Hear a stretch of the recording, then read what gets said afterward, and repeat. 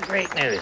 All-wheel drive and four-wheel steering is not just for the super rich anymore. Now the super poor can have it too, thanks to today's project on Handyman Corner.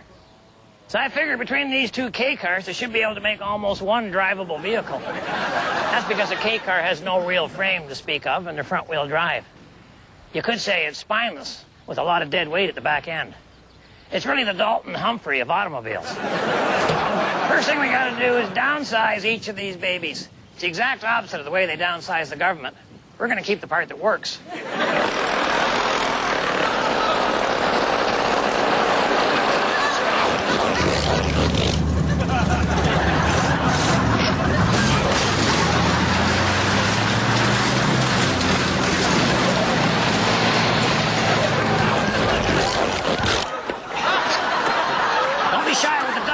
This job, it's the only thing holding the unit together.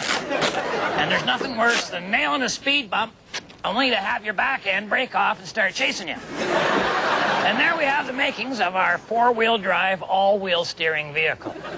And here's an added bonus. Stick the back ends together, you got yourself a dandy portable garden shed. Okay, the big jobs are all done. Now we just have the minor details of connecting the two sets of controls.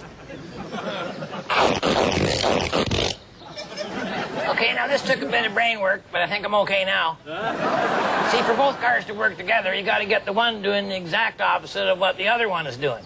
Kind of like a marriage. So I got the steering wheels hooked together so that when I turn this one to the left, the other one goes to the right.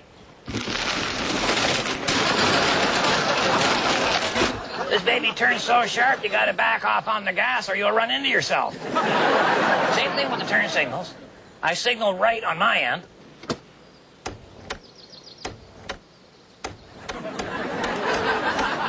But the real trick is the gear shift.